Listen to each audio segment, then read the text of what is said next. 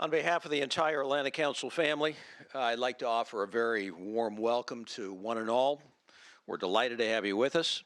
I very much appreciate you being here with us for this Commanders Series event, where we will hear from Admiral Cecil D. Haney, Commander of U.S. Strategic Command.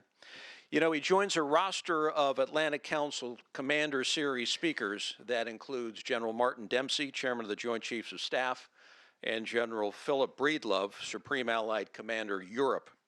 Admiral Haney, it's great to see you again. We are honored and delighted to have you with us here, sir. We're also fortunate that the esteemed Assistant Editor and longtime Pentagon correspondent for the New York Times, Thom Shanker, is with us today to moderate the discussion. Tom, we too are honored to have you with us. The Commander Series is our longstanding flagship speaker series for senior U.S. and allied military leaders, and I want to thank Saab North America for their strong and consistent support of this series. We have more great speakers lined up later in the year, including Admiral Jonathan Greenert, Chief of Naval Operations, and General John Kelly, Commander of Southern Command, among others. We hope that you'll be able to join us for those events as well. But today we could not be more excited to host Admiral Haney. Admiral Haney is, of course, Commander of U.S. Strategic Command, where he is the leader, steward, advocate of our nation's strategic capabilities. U.S. STRATCOM encompasses the U.S. Legacy Nuclear Command and Control Mission, and also has responsibility for space operations, global strike, global missile defense, along with global command, control, communications, computers, intelligence, surveillance, and reconnaissance, or as my two sons in the Navy would say, C4ISR, I guess that's the lingo, including U.S. Cybercom and combating weapons of mass destruction. Since taking command of U.S. STRATCOM in November 2013, Admiral Haney's top priority remains deterring strategic attacks against the U.S. and its allies with a safe, secure, and effective nuclear deterrence force. In addition, he has prioritized fostering enduring partnerships with other U.S. combatant commands to address a broad range of global challenges, building cyberspace capability, and confronting uncertainty with agility and innovation. This is a particularly difficult job today, as we see a resurgent Russia and rising China, challenging us in nuclear capabilities, space and cyberspace, as well as countries like North Korea and Iran seeking greater roles in these domains. Proliferation of technology and information has increased risks posed by non-state actors in many of these areas as well. In short, strategic deterrence may be more challenging today than it's ever been. This is why we at the Atlantic Council have been tackling many of these issues head-on, including our work on Russia, particularly our transatlantic security work, as we chart a path for a Europe whole and free. Likewise, we've been doing extensive programming on cybersecurity in our Cyber Statecraft initiative, ranging from NATO's cyber defense mission to the recent cyber attack on Sony. Our Asia Security Initiative and Middle East Peace and Security Initiative promote thinking about transatlantic security in a global context. And all of this work, of course, undertaken by our Brent Scowcroft Center for International Security. In that light, we're very much looking forward to hearing from Admiral Haney today and to the discussion it will stimulate as we work to better understand the strategic challenges facing the nation and how to best protect against them. So with that, I'd like to invite our good friend, Michael Anderson, President, CEO of Saab North America, to the stage to introduce the Admiral. Michael, the stage is yours.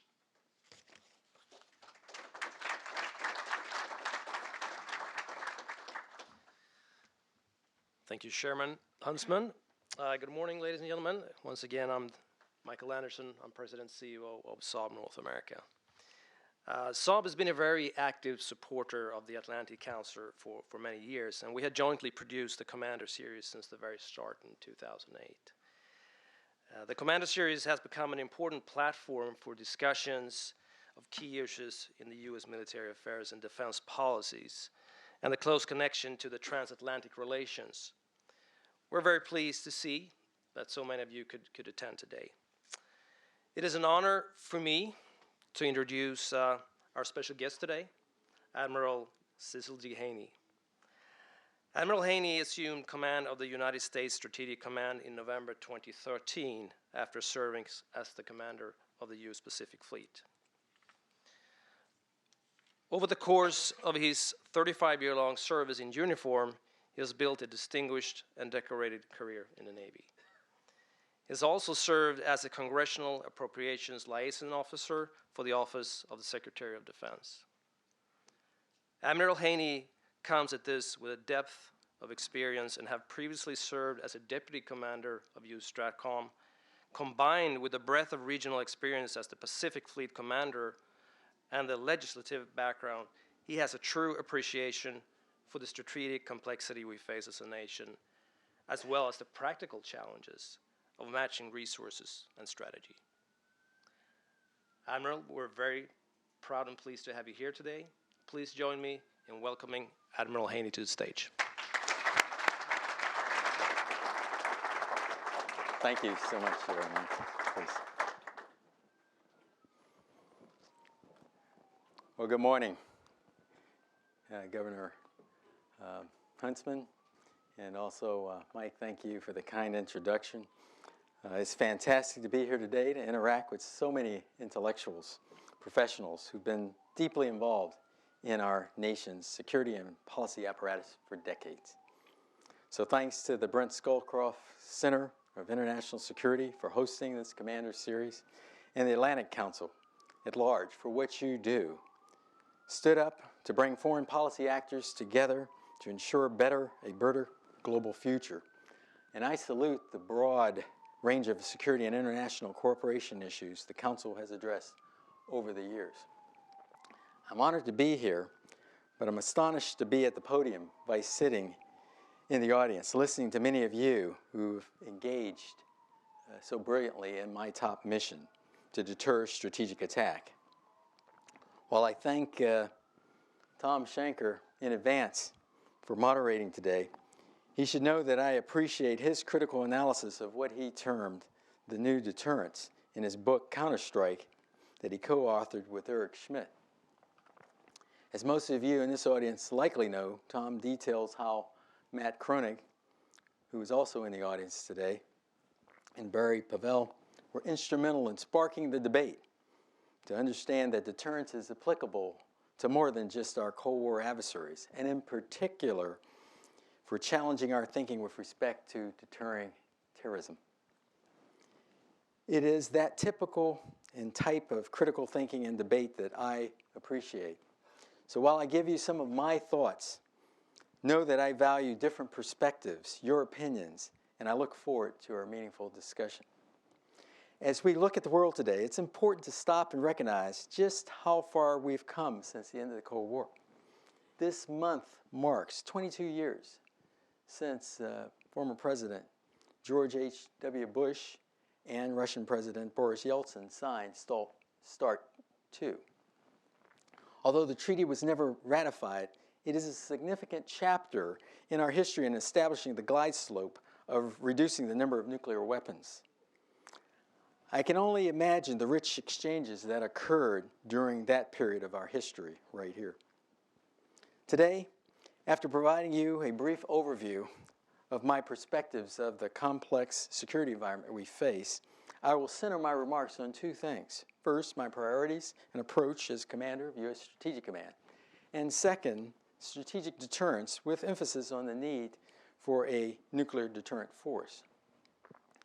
Today, as you know, the strategic and security environment is more complex, dynamic, and volatile, perhaps more so than any time in our history, as state and non-state actors challenge our democratic values and our security in so many ways. The nature of strategic threats, weapons of mass destruction, space, cyberspace, requires serious attention. We continue to see emerging capabilities to include, but not limited to, the modernization of strategic nuclear capabilities, counter space and cyberspace activities, conventional and asymmetric threats, as well as just a growing list of natural disasters, epidemics, and disturbing trends upsetting the strategic balance, giving rise for additional concern, not only for me, but for my fellow combatant commanders that are my teammates and that I work very closely with. Perhaps most alarming is the trend of proliferation of those strategic capabilities, challenging our ability to hold other strategic forces at risk, attempting to limit our decision and maneuvering space, and ultimately impacting strategic stability. This environment is also flanked with numerous ungoverned or ineffectively governed areas that are breeding grounds for bad actors. We know we must continue to confront violent extremist organizations and those who enable them, who demonstrate by their barbaric actions that they understand no boundaries and lack the respect for international norms, as we've sadly seen and witnessed in recent months, to include those atrocities in France, Australia, Canada, or the recent use of children for suicide bombings in Nigeria. Clearly, in the time provided here, I'll not be able to cover each of these areas, but I will address a few that I think you might be interested in from my perspective. So I'll start with Russia. As most of you know, Russia has had more than a decade of investments in modernization across their strategic nuclear forces. Now, this is not about a continuation of the Cold War. The Cold War is over, and we know how that all turned out. This is about emerging capability at a time of significant concerns in Russia's execution of their near and abroad strategy. For example, President Putin continues to stress the importance of Russia's strategic forces, seen with his active messaging in every conceivable way through speeches, press conferences, and robust national and international media campaigns. You also may have seen news of Russian strategic bombers penetrating the U.S. and allied air defense identification zones on multiple occasions this year. Or perhaps you saw President Putin on YouTube ordering his commanders into action during major strategic force exercises, both in October of 2013 and during the Ukraine crisis in May of 2014. Russia also has significant cyber capability. We just need to look back at Estonia, Georgia, and Ukraine. Russia has also publicly stated they are developing counterspace capabilities. And as Director Clapper has stated, Russia leaders openly maintain that Russia's armed forces have anti-satellite weapons and conduct anti-satellite research. Today, however, Russia is not the only country that is center stage. China is also modernizing their strategic forces. They're enhancing their silo-based intercontinental ballistic missiles. And while Open News Source reports the first fleet test of their new mobile missile, they're already making progress on its successor that is expected to be another road mobile missile, ICBM capable of carrying multiple warheads. They're also continuing their testing and integration of their new ballistic missile submarines, providing China with the first sea-based strategic nuclear deterrent. As I'm sure you're aware, they are also developing multi-dimensional space capabilities supporting their anti-access denial campaign. But with more than 60 nations operating satellites in space, it's extremely problematic to see China conducting missile tests designed to destroy satellites, as we saw back in July of this year, and that event in 2007 when their anti-satellite weapon created thousands of pieces of debris, endangering the space systems of all nations. They have also made headlines associated with exploitation of computer networks. As you know, North Korea continues work to advance their nuclear ambitions. They've conducted multiple nuclear tests and claim to have possession of miniaturized warhead capability of delivery by ballistic missiles. At the same time, they continue to move forward with both the development of a new road missile, the KN-08 ICBM, and a new missile submarine. They, too, are developing offensive cyber capabilities, and there have been no shortage of headlines pointing to North Korea. Iran has made no secret of their desire to acquire nuclear weapons, and preventing them from acquiring this capability is paramount to regional stability. So I remain hopeful that the P5+1 negotiations will have the desired effect. Like North Korea, there are also public examples of their cyber activities and capabilities. So as you can see, we are fraught with an incredibly challenging geopolitical environment of which I have barely scratched the surface in describing. And with that picture, I want to give you an understanding of my priorities and as Commander of U.S. Strategic Command, and I hope it makes sense that my top priority is to deter strategic attack and to provide our nation with a safe, secure, and effective nuclear deterrent force. With a national debt today that is more than $18 trillion, I'm mindful that some of our most pressing costs are associated with modernizing and recapitalizing our strategic deterrent. That means getting our investment strategy right for the long term because we have sustained many of our current capabilities much longer than originally planned. Give you a few examples. Our Minuteman III intercontinental ballistic missiles were fielded in the 70s and will be sustained through 2030. The Ohio SSBN submarine has already been extended from 30 to 40 years of service.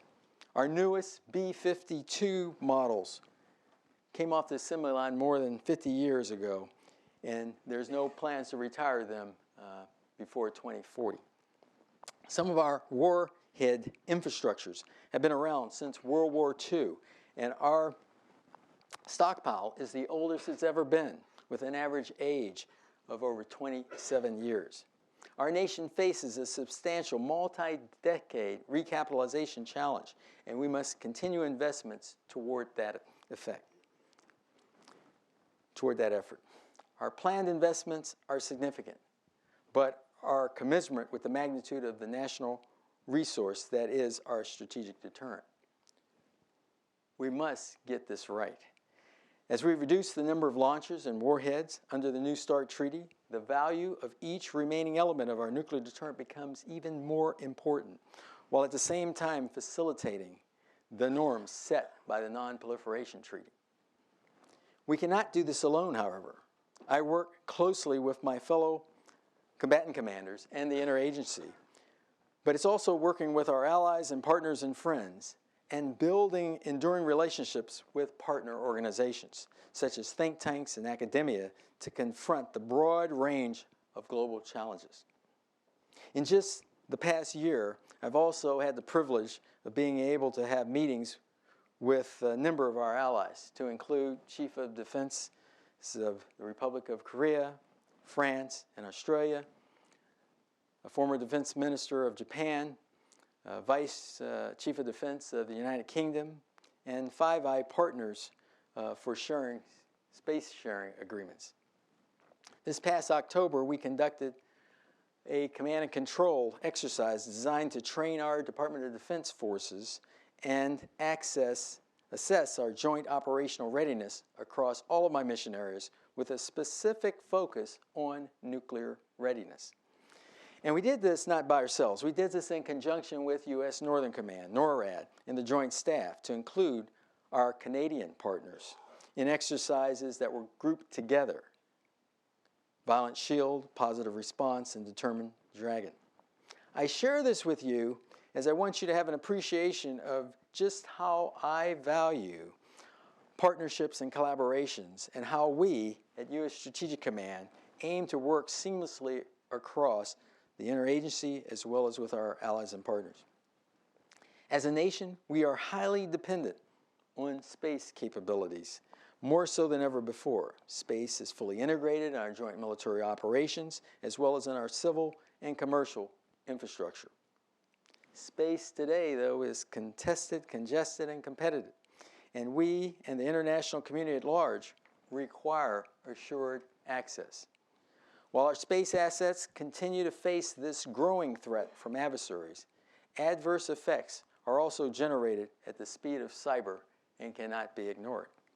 In our lifetime, we have benefited immensely from advanced computer capabilities, and I think it is reasonable to say, as Americans, we have become very reliant on modern technology. But this has also opened a threat axis regarding our critical infrastructure and information assurance. I think you can understand why addressing the challenges in space and building our cyberspace capability and capacity is a top priority for me. My sixth and final priority is our ability to anticipate change and confront uncertainty with agility and innovation. We can't just look at military doctrine and order of battle to determine how an adversary thinks or what his next move will be. And as a society, we just haven't always done well at predicting potential conflicts.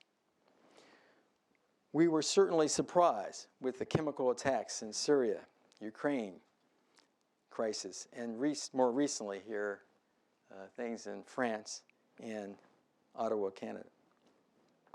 It's going to require us to stretch our imagination in the art of deterrence, to get into what I call the cognitive spaces, to understand the problems and work even better solutions.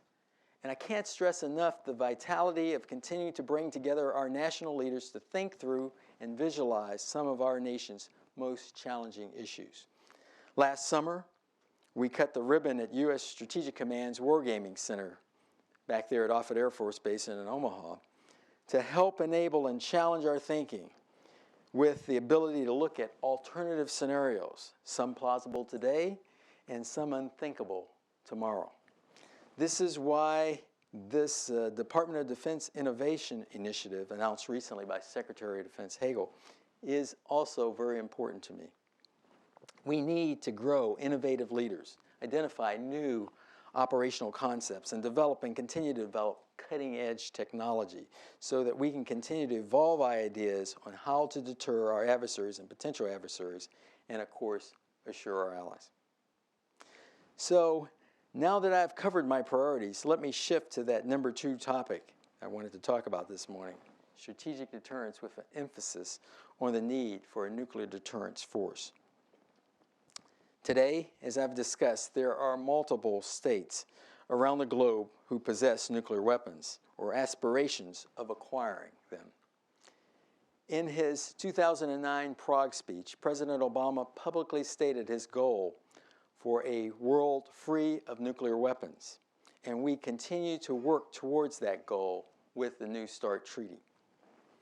The President's Nuclear Employment Strategy, released in June of 2013, as well as multiple strategic documents to include the 2010 Nuclear Posture Review and the 2014 Quadrennial Defense Review, make it clear that as long as nuclear weapons exist, the United States must maintain a strong and credible, safe, secure, and effective nuclear deterrent, and that we must be prepared for the possibility that deterrence can fail.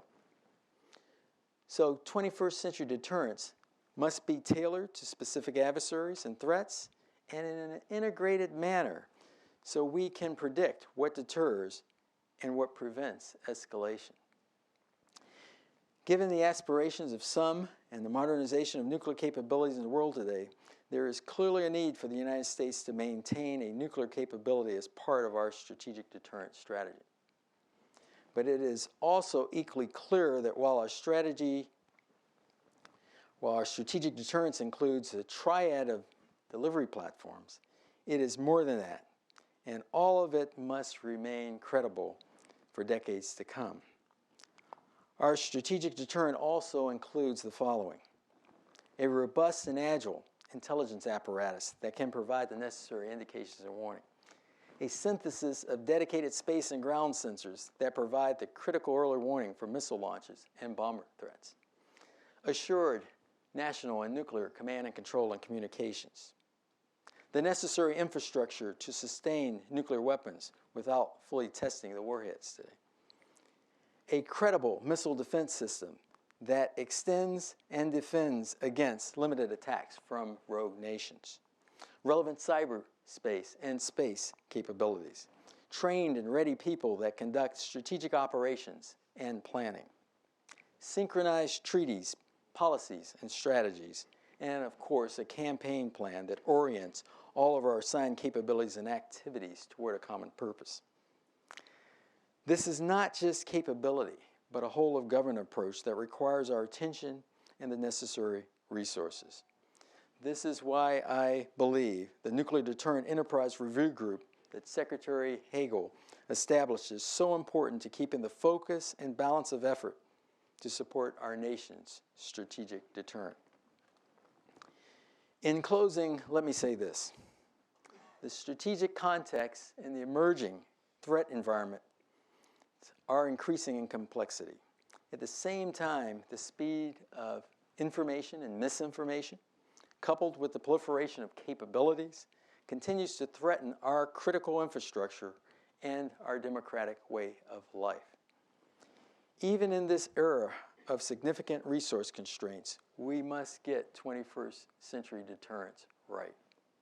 We must make it clear to our adversaries or potential adversaries that restraint is always the better course. And it will require us to work together as a team, as partners, the government, the private sector, academia, to shape policy that will have a meaningful impact on our national security. As stated by former Secretary of State George Shultz, quote, "Deterrence is not synonymous with nuclear or mutual assured destruction. It can and is exercised in many different ways, through non-nuclear military forces, through economics, through alliances and coalitions," end quote.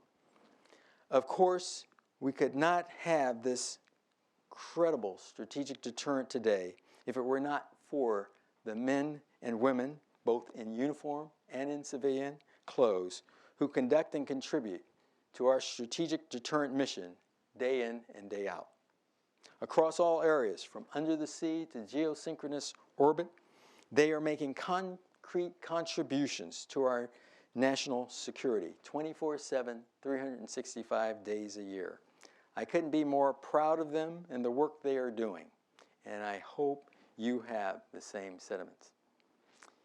Thank you for this opportunity, and I look forward to your questions.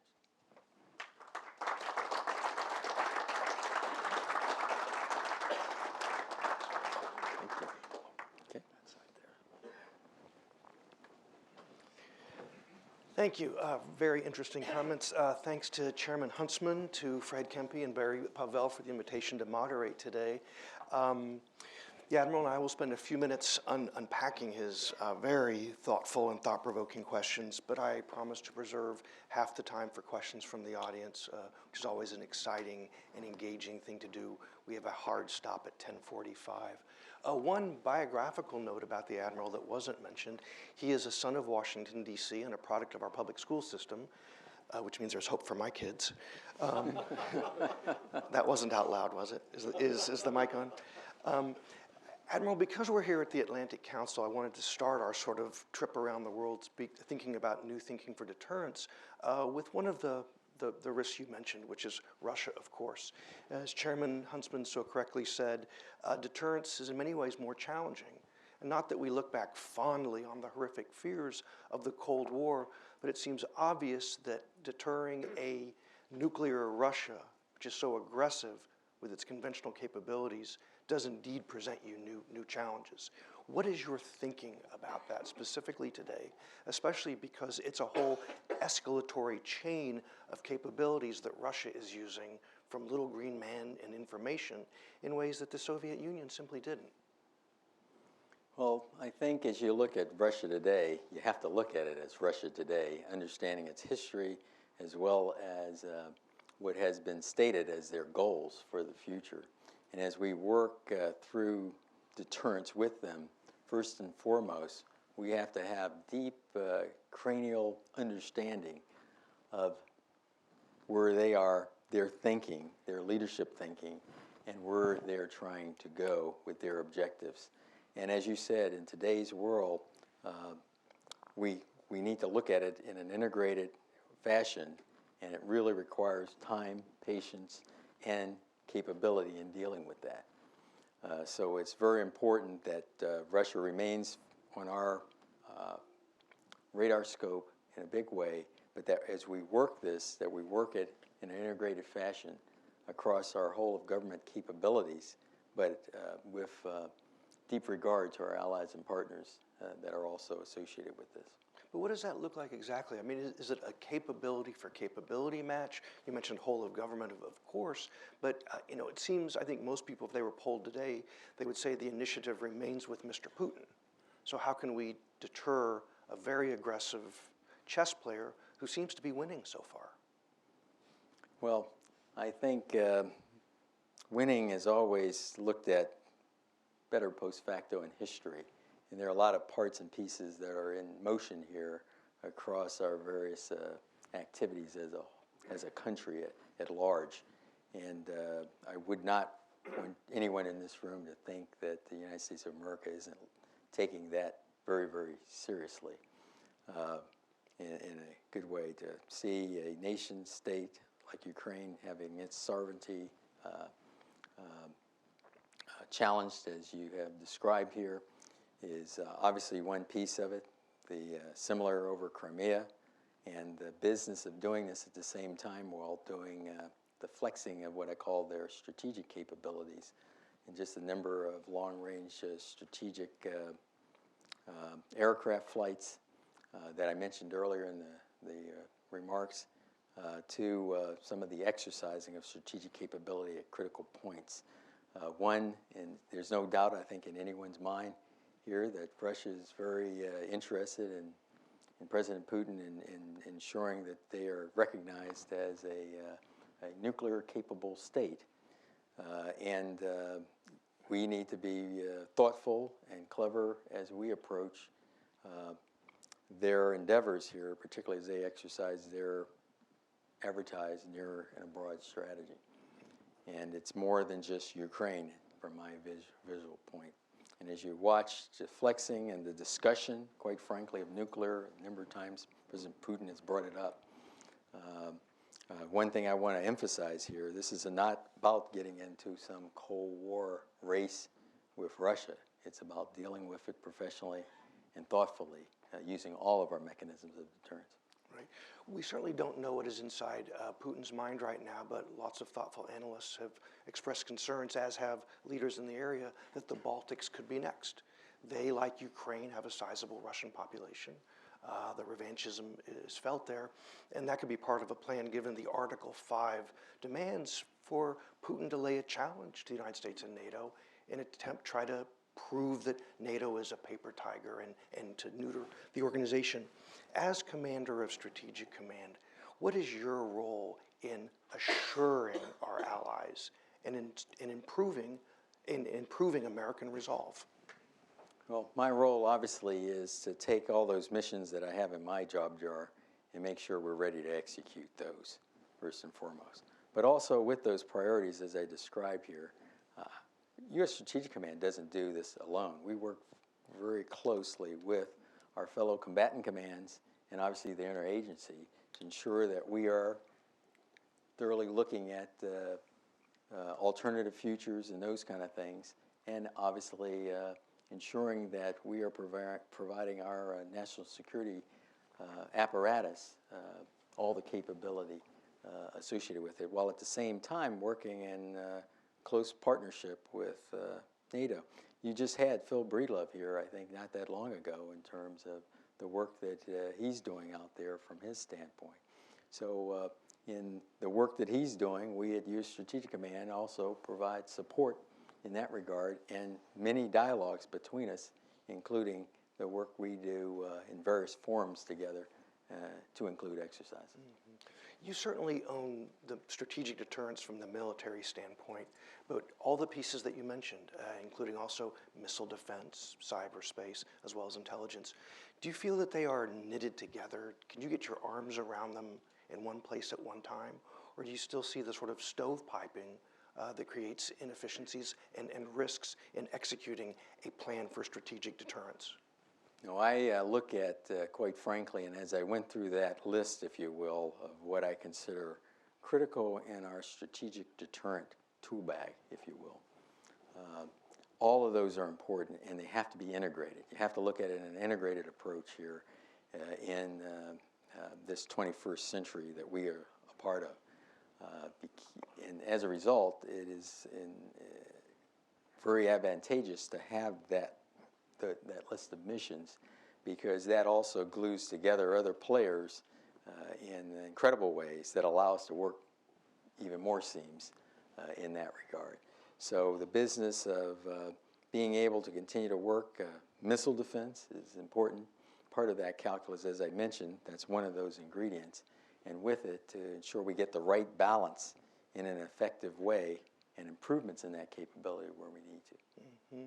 I don't think anybody should rightly use Clausewitz and Seth Rogen in the same sentence, but I'm going to anyway without asking for your review of the film, The Interview. Just remember, you said I was a D.C. public school grad. Now, be careful with that. Right.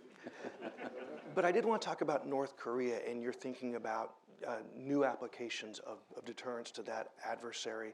I noted with great interest, not in this latest go-round, but a year or so back when there was another nuclear issue with North Korea, one of the signs of deterrence was that Strategic Command sent to South Korea a multi-billion-dollar bomber that was designed to fly at night and never be seen, yet it deployed over South Korea low and slow and during the daytime so that images of the B-2 could be seen throughout the region and in the north. So clearly the demonstration effect of that strategic platform was used in a different way. And I thought it was very clever and very interesting. Talk a little bit about how you are looking at the North Korean threat today with both new ideas and perhaps even applications of platforms in new ways. Well, you've described one of our mechanisms in terms of being able to provide our geographical combatant commands around the world of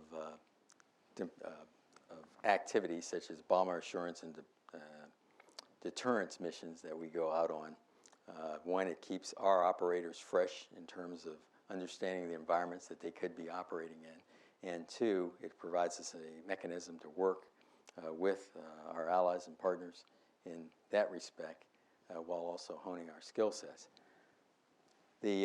But I won't sit here and give you everything in my list here, quite frankly. We want that kind of capability to show up at time and place of our choosing. And quite frankly, there is a bit of strength through ambiguity in terms of things we do. And we have to be careful, I think, as a country, of too much chest thumping or demonstrations or discussions about something we're going to do before we do it in terms of things. You should know, as you look at the art of deterrence, the business of being able to have survivable capability matters. The business of being able to attribute matters in a big way, and to be able to predict as well as follow the movements of North Korea to deter that business is important. Look, already they've had 3 nuclear tests associated with things. They have not been, they are very vocal in terms of where they're trying to head with their associated capability. It's very important as you look at our key allies in the region, not just the Republic of Korea, Japan, etc.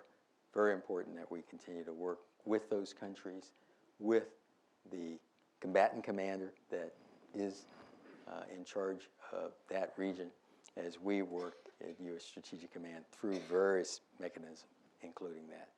The business of making sure we have a safe, secure, and effective strategic deterrent. Very important.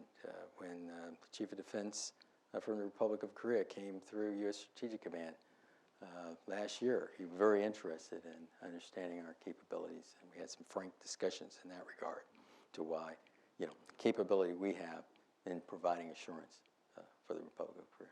But when you talk about capabilities, I'd like to get your comment on your confidence level today that you have what you need, and to get really more specific what you desire for the future. I noted that Secretary Hagel in his valedictory trip to visit the troops stopped at one of your commands and very clearly endorsed the future bomber. Very expensive proposition, but something I imagine that you need. What other sort of platforms, capabilities, the B-61, a bunker buster, what things are on your wish list if you can deal with the budgetary problems of sequester, which of course is a matter for the executive and legislative branch? Well, what is on my list is that we have the capability to have a safe, secure, and effective and credible strategic deterrent now and into the future. So consequently, it's about sustaining what we have according to the plan we have, but not shortchanging the fact that we do need to modernize our capability.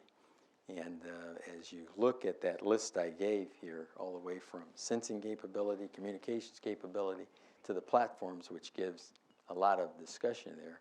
And the one you mentioned, the bomber, is one that I think every American can be proud of the fact that when you think about how long ago the last B-52 hotel rolled off the assembly line, and that we are continuing to use it both in a conventional and in a strategic capability, day in and day out, we ought to be proud of the fact that we made those critical investments and are able to get the length and legs out of that capability. No doubt we will be able to do the same for the future bomber. And when you look at the expense of platforms and then look at over the number of years that things like that B-52 hotel I just gave an example of, it's very important to put that into the calculus of the cost, because it's very important that we build our capability so that it's endurable, so that it's flexible, so that it can be survivable in harm's way, and to do it not just for today, but for many decades to come. So to your list of things, I think I've already given that list in the earlier discussion in terms of things, but we can ill afford to take and neuter our strategic capabilities without ensuring that we have something else to replace them with. Right, but I guess the art of strategy is doing more with less, and while in a perfect world, strategy drives the budgets. But when you say less, I mean, let's face it, and it's a good thing. We don't have the number of warheads we had back in the 70s, et cetera. We have shrunk that down, and we're on a vector to get the new START Treaty limits here by February 2018. That's a good thing. When you look even at the submarine fleet, the SSBNs, the numbers we've had over the years versus still going down to a number of 12 here for the future, to be able to have that survivable strategic deterrent capability. So I'd like to put that in perspective in terms of things, because I am a big believer, as a taxpayer, et cetera, we have to guard our resources thoughtfully and carefully, and have the requisite debates to make sure we have the right balance of things as we go forward in this very complex environment. Right. Of the other things that might keep you up at night, you mentioned non-state actors and terrorists. Given the events of recent weeks in Paris and elsewhere, and also in your role as coordinating the effort to combat weapons of mass destruction, could you describe some of the thinking underway now about strategic deterrence against tactical terrorist actions that, of course, have strategic impact and threaten our nation? Well, the whole business here of the various threats to our nation always require a full, whole approach, if you will, to the problem. And you can't just look at it in splintered fashion. And it's very important at this critical time, as we look at countering terrorists and terrorist capability, that we keep our new thinking and new approaches and continue to validate old approaches that are also working to keep this business going in the right direction for us. As has been stated by many, this is a long journey for us associated with addressing the violent extremist organizations. And that requires a full thrust of cranial thinking all the way to tactical capability as we go forward in 21st century deterrence. But are you concerned at all that sort of the 9/11 type event, very well planned, obvious strategic impact to our nation, is being replaced, if not by self-radicalized, but by sort of tactically less sophisticated attacks, like an AK-47 attack in Paris, which, as far as world impact, was almost equal to the shock and horror of a far more complex attack? How does this whole of government effort try to deter that and prevent that? Well, I think when there's a recognition that as we go forward, you will have problems. And I think this business that has occurred hasn't been something that our nations have not been working towards and thinking about, et cetera. But preparing ourselves and engaging as we have been from afar, while at the same time working with our various countries itself and the people that are in it to ensure the bar of understanding of this particular threat And being able to do that is important as from 9/11 to what we've had and since in France. I'm not going to go into a comparison here of one versus the other, but we've seen what the effects of each one of these has done over time to economies in terms of 9/11 and what have you, and the approaches that we've had to do, and we have to deal with them. That's what we get paid to do. Get our teams together, critically thinking, critical approaches, and thoughtful, pragmatic, and prepare ourselves for a long journey and not for an instantaneous fix to the problem. Right, it's a marathon, not a sprint. Before I invite audience questions, I did have one last for you, Admiral. My colleague and friend Bob Burns of AP has done some terrific work examining some, what I'm sure you would agree are gaps in the performance of your personnel. As the commander of what are truly the President's own weapons, what would you say to this audience and to the American people to give them assurances that the safety and security and professionalism of your force will be sustained in years ahead? Well, I would say, as we've gone through my tenure here as Commander of U.S. Strategic Command, it's been a good journey in terms of the forums and discussions we have had associated with the support for this critical capability for our country, to include its people. And as we've gone through this journey, the first piece required is we expect throughout our entire military, our military folks, to operate with integrity and with great character.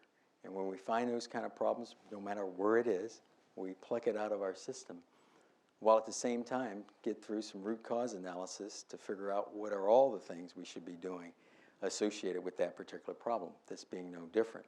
I will say with the checks and balances associated with our capability, and when you look at 90% of our team comes to work every day to do the right thing, passionate over the mission, et cetera. In any organization, you have to continue to work on that other percentage of folks that may not come with the same kind of background, et cetera. And in this case, I'm very happy that we found the problem, eradicated the problem from our system, and went to work with this nuclear enterprise review business to work on those problems that we needed to do in support of this mission. So through 2014, as announced by Secretary Hagel and Deputy Sec Def work not that long ago, this has culminated in a variety of different actions, some requiring resources, some requiring better leadership. And all those things are in motion right now. But as we continue to go through this journey, we need to remember all those folks that are out there doing the mission day in and day out, even as we work other missions throughout that we talk even more about, that this is a critical capability for our country and that we have great Americans. I have spent 2014 traveling throughout, meeting with all of these warriors that are doing our strategic deterrent mission, whether that mission is under the water or in a ICBM launch control center, or whether that mission is associated with the bomber or space assets and what have you, or some of our early warning radar teammates.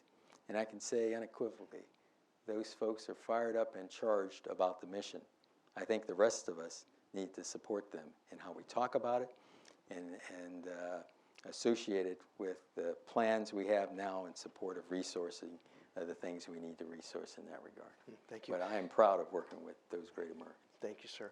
I look forward to hearing questions. If you would wait for a microphone, please identify yourself, and because there's a limited time and lots of people, please keep your questions concise. Sir.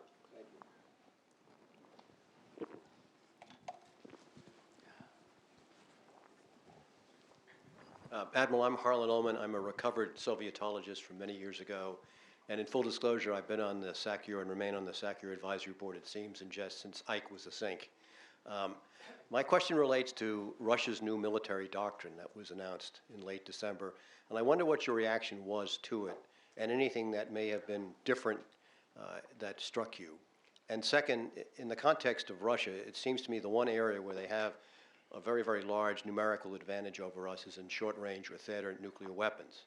In fact, it's dominant. We have only a handful of theater weapons in Europe, as you well know. What is your reaction to that, and how do you deal, if not with deterrence, but coping with that imbalance at the theater and short-range level? First of all, thank you for your remarkable service and your work you've done over time. I sometimes worry in today's environment we don't have enough folks that really have deep roots into working the Russian part of our business, and that we continue to work to inspire young folks to continue to become knowledgeable as you are.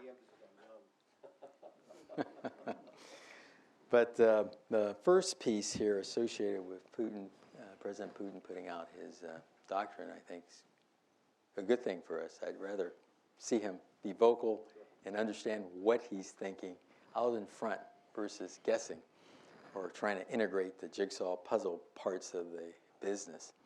So to me, while we were watching very closely trends and predicting and what have you, as he came out with his doctrine, from my standpoint, there wasn't a bit of surprise associated because he had demonstrated a lot of these things associated with his actions.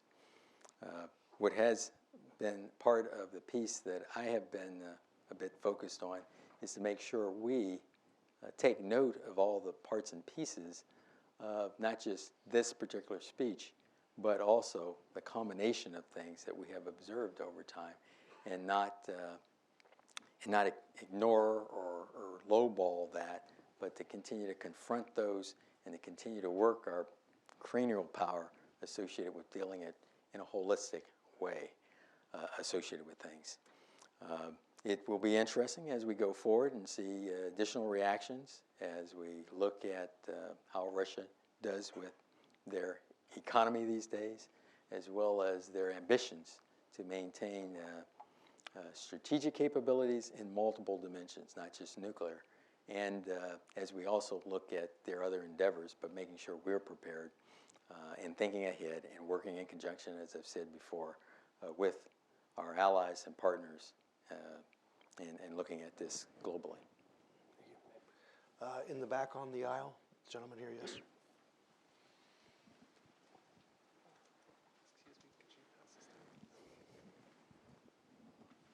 Thank you very much, Admiral.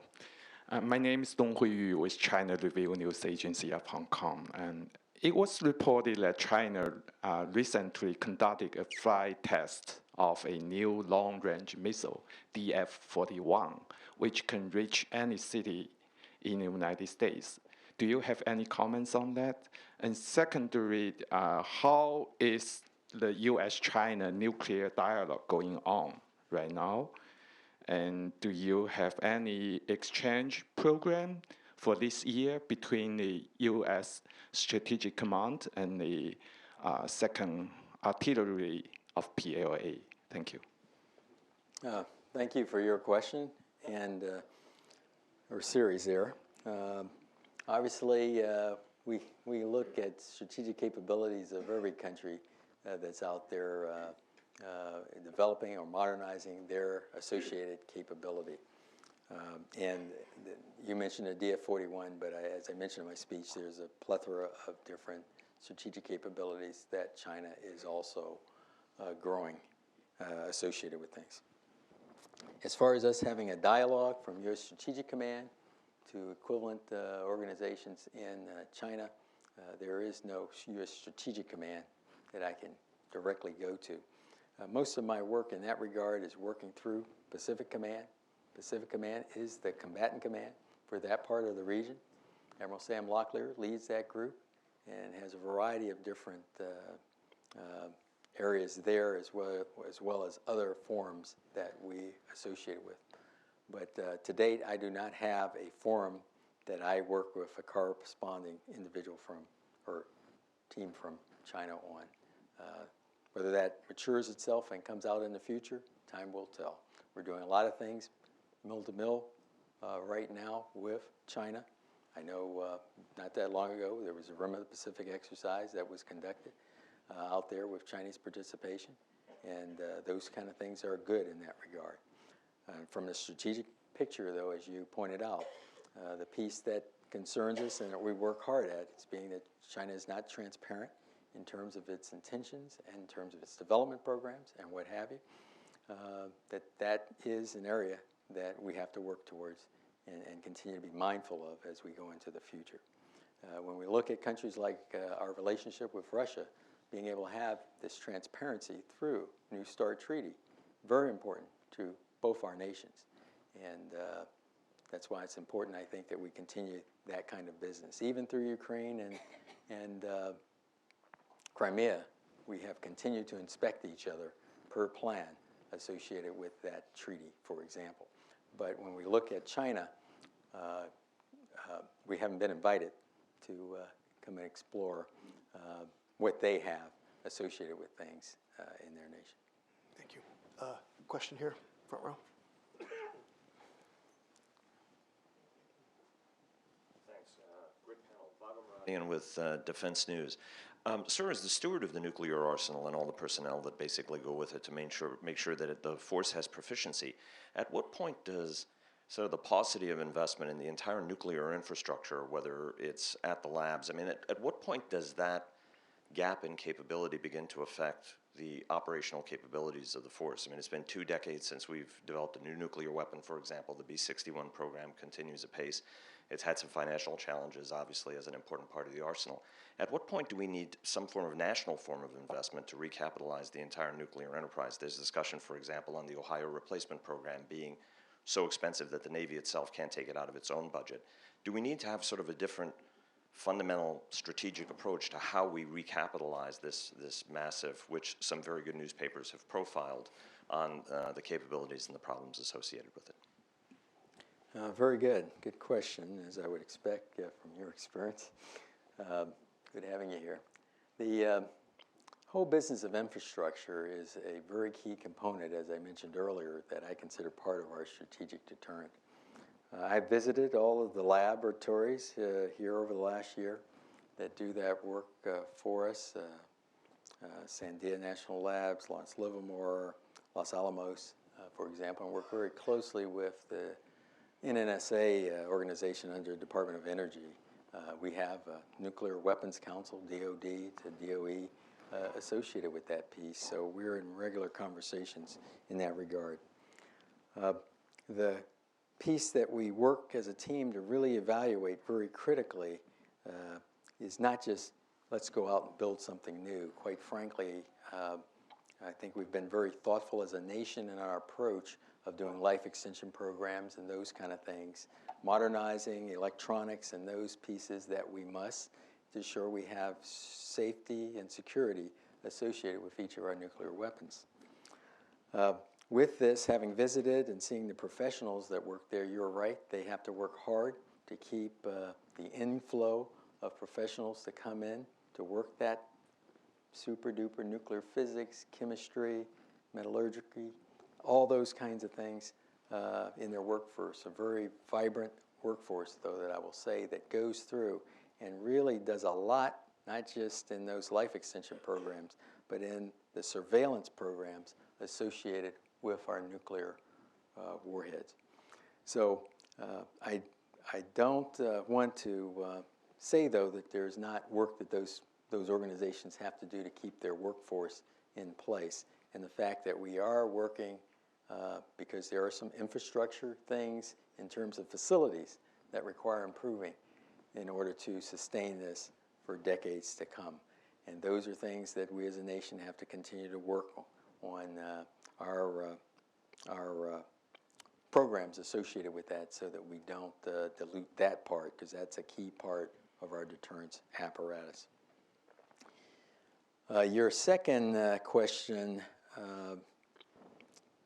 now I've talked so long, I think I've forgotten what the second one was. Well, do we need some form of it was about budgeting mechanism. For the bomber, the ORP, and a couple of other things?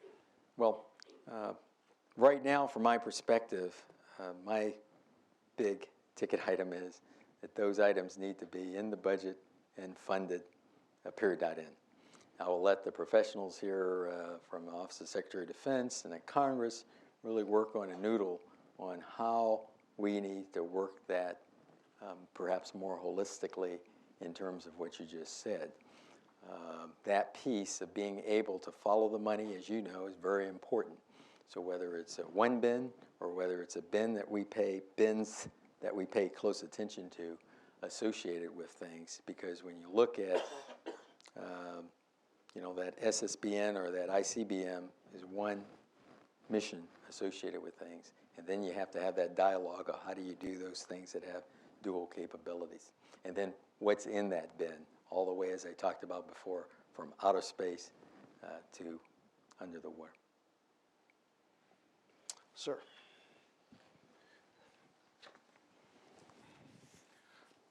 Peter Scharfman, Minor Corporation.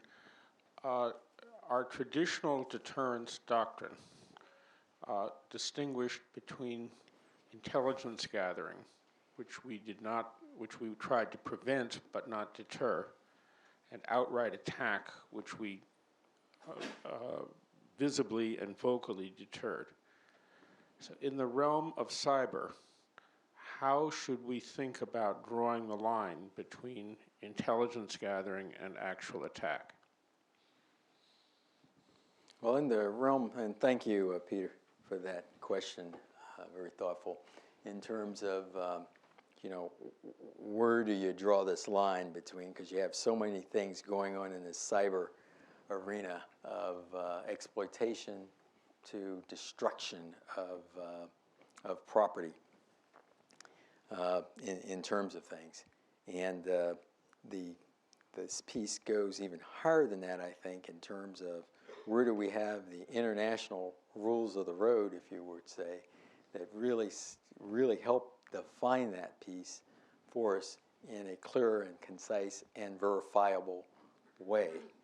And while there's some work going on in that in terms of policies and what have you, I think we have a way to go international associated with agreement in that regard. I think as you look at cyber, you call it intelligence, the piece that I would say we have to be very careful with, as we have seen, I would call there is exploitation that occurs here, and that end up not just gathering intelligence, but putting advantage in a commercial sense of things that are also very problematic in terms of things. And then you may say, well, that doesn't cross the threshold in terms of pain to the extent to where you're in an attack, but it can in fact have very harming effects over the long run associated with our technology and the R&D and research and development and things that we have worked hard on and invested in associated with things. So as we look at this, we have to address this across the full spectrum of things, not just a fried network or what have you, or fried critical infrastructure, but this whole spectrum, as you could just see here in the website defacing associated most recently with Central Command, in terms of vandalism associated with those websites. And we have to be careful that we don't overblow some of these events to where they are attacked when they aren't in that attack place. So with each one, I think they require very careful consideration and analysis in terms of what has occurred, where's the attribution associated with what occurred, and then the appropriate measures associated with those particular events. And then as we look at it, as stated in our cyber strategy, it's not just limited in cyber as we take approaches associated with the particular problem. It's using all of our instruments as a nation, from diplomacy, information, military, economics, etc. Yes, in the back, sir.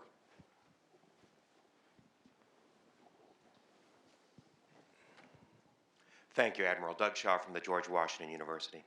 One of your predecessors, General Chilton, observed that we had allowed a generation to skip class with regard to strategic deterrence, and he took some important and useful steps to respond to that with his capabilities. But many of us in higher education understood that as a challenge to us as well. And I was wondering what higher education could do to be more supportive and useful to you and your mission and personnel. Thank you. Well, thank you, Doug.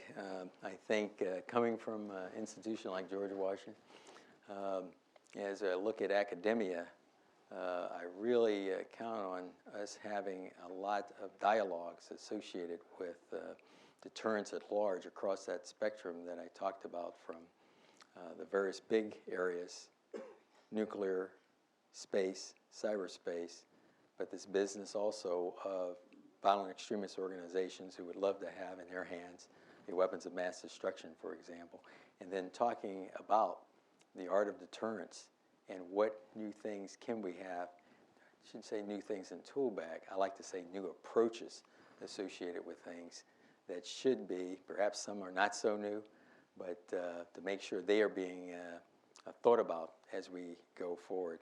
I think also in our nation as a whole, the business of upping the education spectrum, particularly in cyberspace, for example, everybody uses it in a big way, of understanding the vulnerabilities associated with things. I go around a lot to our military folks in forums, and I'll ask everybody to raise their hand that is a cyber warrior today. And I might, in some forums at the beginning of this job, I might get 3 people to raise their hand. And I'll ask them, what's the rest of you doing? All of us are cyber warriors. There's just degrees of cyber warrior associated with business if we're touching ones and zeros associated with our business. So from an educational standpoint, raising the bar and understanding these threat vectors are very important to the United States of America as a whole, not just how us as military folks do our operations and how we fight, but it's critical in terms of raising the bar of understanding in this social media and world that we're in to ensure we understand those vulnerabilities all the way down to a personal level. I should also mention, I don't want to overblow cyber, but similarly, everybody who uses an ATM machine touches space. And this whole thing, again, of understanding our vulnerabilities, and that's so far out there that sometimes that's an area that doesn't get the crescendo of noise that I would like. And then I've spent a lot of time today talking about the business of the modernization and how other nations have aspirations to this nuclear business, nuclear weapons business, and we have to continue to work approaches to keep that contained. We have time for one last question before I call on that person. I once again want to thank the Atlantic Council for hosting yet another important dialogue today, and of course, Admiral, for your time and wisdom. Yes, the gentleman I called on, yes, please. Thanks, Admiral. Brian Bradley, Nuclear Security and Deterrence Monitor. As you mentioned, Secretary Hagel recently created a Nuclear Deterrent Enterprise Review Group. I was wondering if you could speak at all about what specific metrics this body established to evaluate the health of the nuclear enterprise, and since establishment of those metrics, how the nuclear enterprise has been performing according to them. Thank you. Thank you for that question, Brian. In terms of this Nuclear Enterprise Review Group that's been established, is one, having a battle rhythm to where we're meeting at a good periodicity so that we are, in fact, having the discussions, the frank discussions about how our today's readiness is, as well as how are we working toward investments that we critically need in modernization. And as a result, one of these was going through listing it.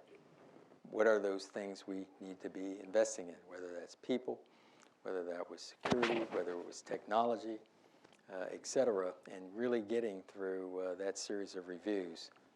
As you know, Secretary Hagel ordered an internal and an external review, and also the Air Force instituted a what I'd call a bottoms-up kind of review, with young folks being involved with looking hard at the problem and bringing forth what are those things needed to be done in a force improvement program. And then looking at those things and prioritizing them, and now tracking to make sure we are continuing to move forward in those areas associated with. Some of these areas were management of people in terms of how we did a personal reliability program related to that. So there's a whole series and listing of these areas, and now meeting to ensure that we're still making progress on those, while at the same time I have instituted a few things, one in particular called stakeholder reviews, where I meet with my commanders, as well as those other stakeholders that support the program, so that we can have an operational to a headquarters, if you will, kind of discussion, soup to nuts, in a particular area, whether that's submarines, intercontinental ballistic missile bombers. We're about to have one here in January over the National Nuclear Command and Control and Communications apparatus, and then we're going to have one in the near future over our sensing capability. So that we'll do these in a battle rhythm kind of way, so that we're continuing to have that piece looked at. In addition to our visits to these places at a variety of different levels, so that we can really get the heartbeat for those warriors that are doing the mission day in and day out for us, to ensure we're not missing something. Because we've done these reviews doesn't mean we shouldn't still continue to look for process improvements and things to ensure that we can continue to have, as we have today, a safe, secure, and effective strategic nuclear arsenal. Admiral Haney, thank you. Thank all of you for your participation here today. And again, thanks to the Atlantic Council.